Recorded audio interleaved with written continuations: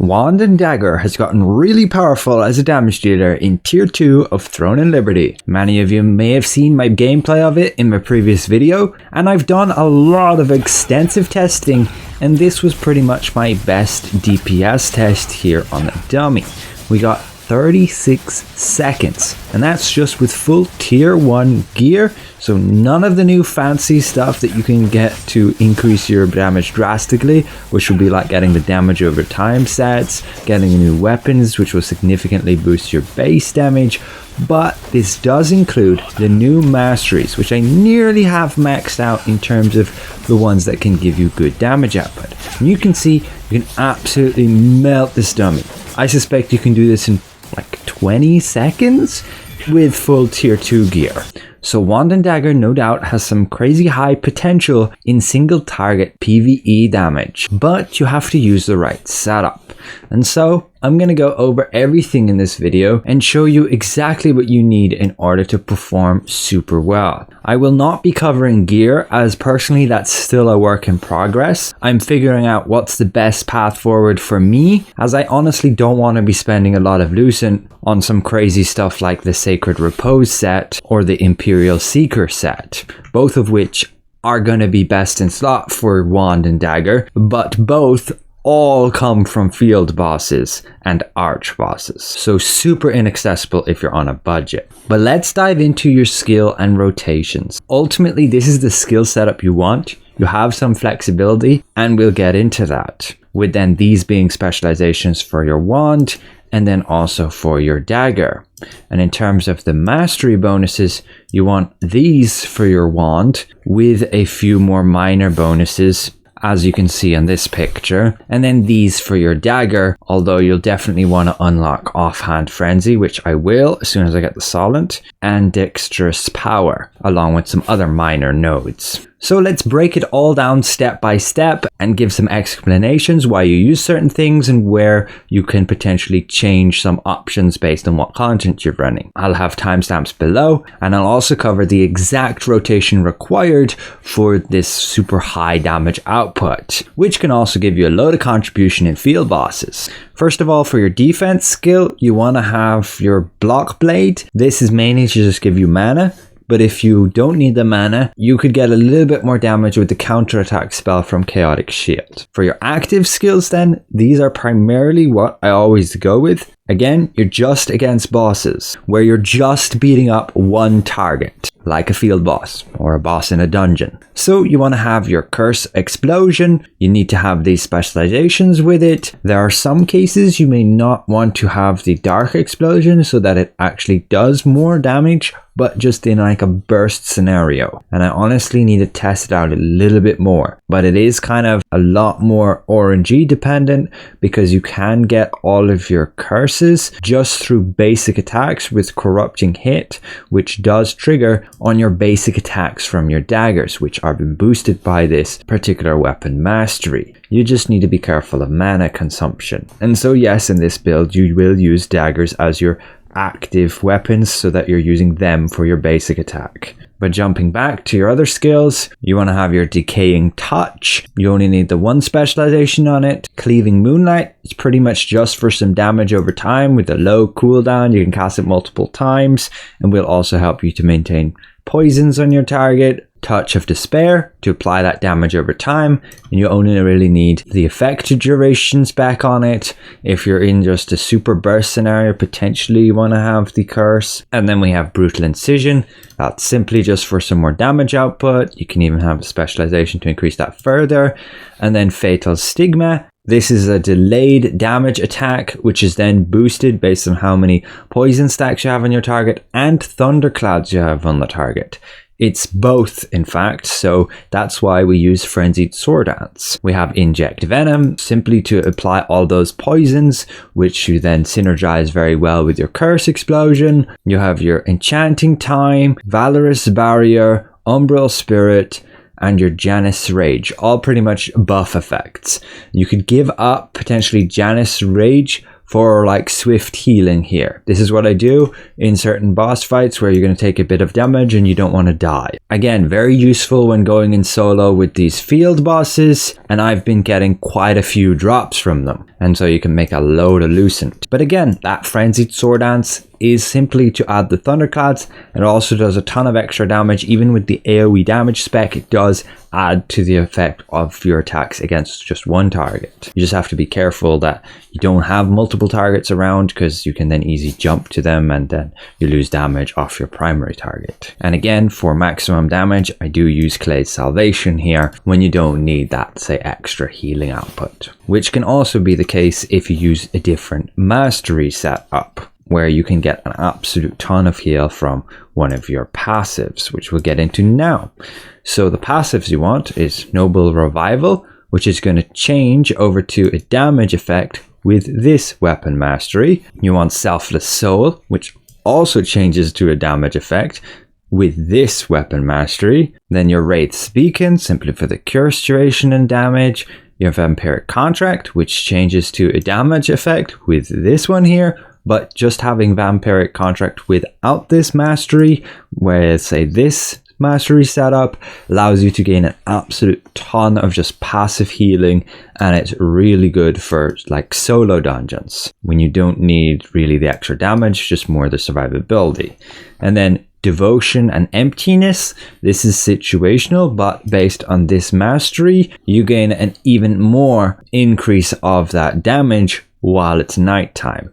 But yeah, it's only really beneficial when it is nighttime. And then your Dagger passives, the crit damage, the critical hit chance, add your Murderous Energy for poison damage, and then that's increased during the night as well. So yeah, that's it for your skills. Just again, to touch on the weapon masteries, for just pure damage output as a DPS, you want to be getting all of these. You want to max out that Abyssal Burst, and you will then pretty much just get some minor nodes like heavy attack chance, attack speed, max mana, skill damage boost and bonus damage, buff duration, skill damage boost. You can see the full diagram here, and for your capstone, you can take this defense one because the other two just don't really do anything for you in terms of damage in boss fights. And again, you can switch off using your Vampiric Onslaught. You need to not have specializations near it and use either Light of Devotion or Malice Focus instead. That way you gain a ton of healing. But in terms of your Dagger masteries, these are what I recommend here.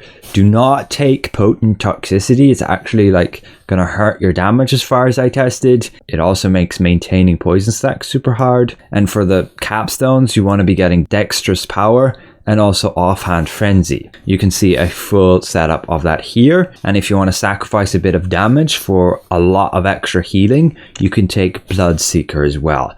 Like, you can obtain an absolute ton of passive heal just through these masteries, both from Dagger and from Wand. Just again, be really careful with the Dagger specs. Don't screw yourself up by taking this Potent Toxicity. And again, try and get these Dexterous Power and Offhand Frenzy. I will unlock this one as soon as I get to Solent. But finally we jump to rotation. How do you want to use these abilities? In what order to maximize the damage output? Well, it's pretty simple. This is my current rotation as of 15th of March, and that's what I used for this damage test here. You're ultimately using those buff abilities, then Stigma, then Frenzy, and then using the Curse Explosion combo. And after that, you're using like your Touch of Despair and your Cleaving Moonlight, maintaining your poisons, and as soon as your Curse Explosion combo comes up again, you use the Decaying and then the Curse Explosion. And when you're going to get your Fatal Stigma and Frenzy Sword Dance, you wait for your buffs, the Valorous Barrier and the Umbral Spirit, then you use the Stigma and the Frenzied Sword Dance. And that's pretty much it. It's fairly straightforward, using the Brutal Incision when it's off cooldown as well, and using your Janus Rage like near enough the time you're actually going to be using your burst abilities again. And that's the full list here. Just be aware again, always use Fatal Stigma just before you use Frenzied Sword Dance for the Thunderclads. You could technically get the specialization to add Thunderclads to Cleaving Moonlight, and that way you could maintain Thunderclads all the time on your target. It just costs 7 points, and I'm not really sure what to give up for that. I guess you could lose some damage on Brutal Incision for it, and it might be worth it. I may adapt that later on, just because before I was messing around with, yes, this Dagger Mastery, and it was impossible to maintain Thunderclads with it. But you can see one cast of Frenzied Sword Dance adds like 14 to 18 Thunderclads depending on offhand attacks, and this then boosts Fatal Stigma along with the poisons. And always use Decaying Touch before Curse Explosion, that way you get the most damage out of it, and the cooldown is near enough the same as well. That's also with like Valorous Barrier and Umbral Spirit. You can use them just before you use the Stigma and Frenzied, because they also have the same cooldown.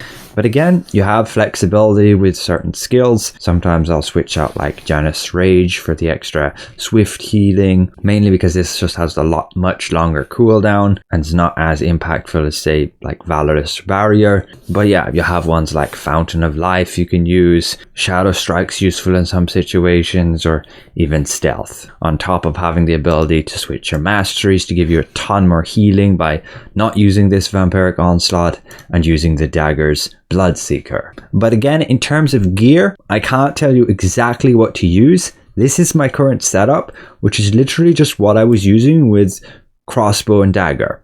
This is what I had, and all I've literally done is switched over to a wand, and I got the Excavator wand because I dropped it when I was killing the boss at some point, and I was like, why not? I'll keep it because it'll be useful on a healer too. But in terms of like somewhat of an idea of what I might be switching to, again, this is might. I haven't got this gear yet. I've pretty much just been selling everything I get, and it's a total work in progress. So my theory craft initially is get like the Overture Salvation Wand, as that's available, and then will also help with healing, the Peerless Daggers because that boosts to Fatal Stigma, and I can keep my current Shadow Harvester set and get the Chosen Vanquisher chest piece and arms. This gives the 20% skill damage boost. And then pants is kind of whatever. I'll probably just throw in the Breaches of Executioner there just because they have good stats.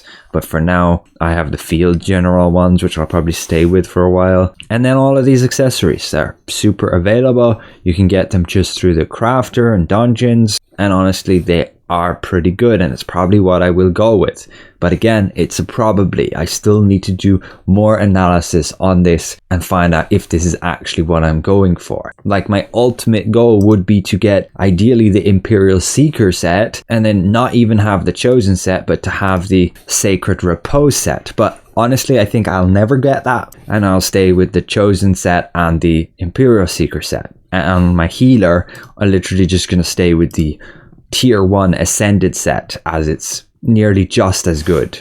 I looked at the math of between like the Elder set, which is the Sacred Repose set, they renamed it, and it's ultimately like just over a 3% difference. So there's no point on my PvE healer build to switch to Sacred at all. Not happening. I may as well wait for tier 3. I made some drop tables, and the Chosen set's pretty easy to get. The Imperial Seeker set, yeah, not happening with those field bosses, but I can potentially get the legs and the feet for that critical damage. Like, that's ideal to replace my Shadow Harvester. And the Sacred Repose set, also just all from those field bosses, nowhere else. And the Spectral Overseer set you can't use because you stand next to your enemy. And the other crit damage set you can't use either. The Void Stalker set, actually, if you look at the math, is not good. Like, I'm better off running the Shadow Harvester set than the new Void set, because that max damage, when you only add 20 here onto already having over 300,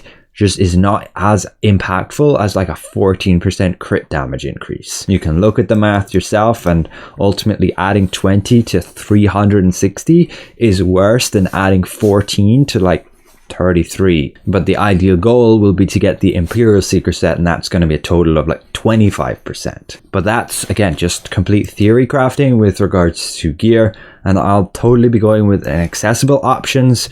No like arch boss weapons, no like field boss weapons or gear, unless I drop it, and then it's not that much value. But in most cases, if I drop it, I'd probably sell it. But yes, that's it for now. Thanks all for watching. I hope this helps, and we'll see you guys around. Goodbye for now.